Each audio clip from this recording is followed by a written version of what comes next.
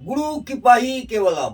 আজকের আলোচ্য বিষয়, যেসব জাতক জাতিকাদের শুক্র গ্রহ অশুভ অবস্থায় আছে এবং পীড়িত আছে, সেই সব জাতক জাতিকাদের সাধারণত শুক্র অশুভ থাকলে কি কি রোগ হয় সেই নিয়ে বিস্তারিত আলোচনা করছি। শুক্র অশুভ থাকলে যৌন ব্যাধি, স্ত্রী রোগ, মূত্রাশয়ের রোগ বা মূত্রাশয় সংক্রমণের রোগ, অর্থাৎ মূত্রাশয় সংক্রমণ মানতে আমরা ইউরিনাল কোনো সংক্রমক হতে পারে, কি নারী কি পুরুষ। টনসিলের সমস্যা, চর্মরোগ, মুখমণ্ডলে কোনো রকম কিছু ঘা, ব্রণ এবং মুখমণ্ডলের মধ্যে কোনো চাকা চাকা দাগ বা কালো স্পট পড়ে যাওয়া, এই মুখমণ্ডলের রোগও শুক্র যদি অশুভ অবস্থায় থাকে তাহলে এই রোগ হতে পারে। এছাড়া চোখের রোগ, কণ্ঠদেশ সংক্রান্ত রোগ, গলার মধ্যে শৈথিল্য রোগ, ডায়াবেটিস এবং কিডনির সমস্যা, যৌনাঙ্গের রোগ, যৌন ব্যাধি। এছাড়া যৌনাঙ্গেরও ভেতরে কোনো রকম মহিলাদের যৌনাঙ্গেরও রোগ হওয়ার সম্ভাবনা বেশি দেখা যায়। গলগণ্ড, গলা ফোলা। এছাড়া সুস্বাস্থ্যে বাধা, যে একটা সুন্দর গঠন, সেই সুস্বাস্থ্যে বাধা থাকে শুক্র গ্রহ যদি খারাপ অবস্থায় থাকে। মহিলাদের গর্ভাশয়ের রোগ, হরমোনের সমস্যা, বদহজম, নাভির নিম্নাংশের রোগ।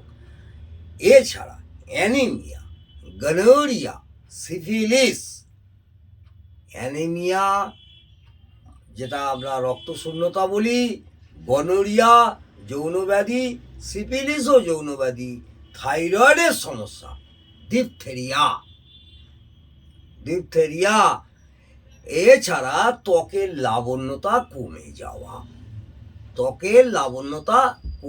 যাওয়া, প্রস্টেট গ্ল্যান্ডের সমস্যা। বৃহস্পতি অশুভ থাকলে প্রস্টেট গ্ল্যান্ডের সমস্যা, শুক্র গ্রহ অশুভ থাকলে প্রস্টেট গ্ল্যান্ডের সমস্যা, ধাতু সমস্যা, দাম্পত্য জীবনে সংযমে অক্ষমতা বা মোকাতা, যেটা আমাদের দাম্পত্য জীবনের সুখ শান্তি সমৃদ্ধি এবং পুরুষ কি মহিলা সেইটায় অক্ষমতা, এটা সাধারণত শুক্র গ্রহ যদি অশুভ থাকে তাহলে হওয়ার সম্ভাবনা প্রবলভাবে দেখা যায়। শিরা বা উপশিরারও সমস্যা দেখা যায়, এবং শিরা বা উপশিরার সমস্যা দেখা যায়। ধ্বজভঙ্গ, বহুমূত্র প্লাস ধ্বজভঙ্গ,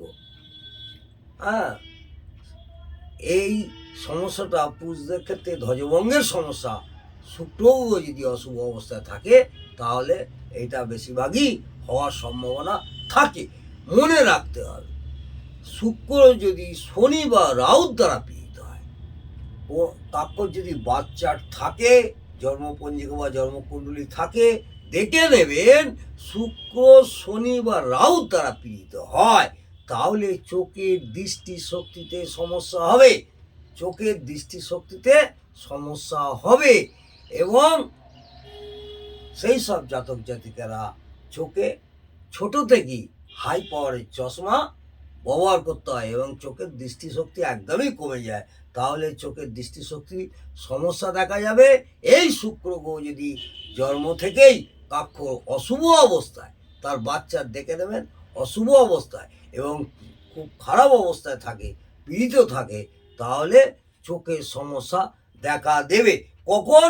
শনি বা রাহু, শুক্র, শনি এবং রাহু একসাথে যদি কোনো বাচ্চাতে থাকে, তাহলে বোঝা গেল আজকে শুক্র গ্রহ অশুভ থাকলে কি কি রোগ হয় সেই নিয়ে বিস্তারিত আলোচনা করলাম।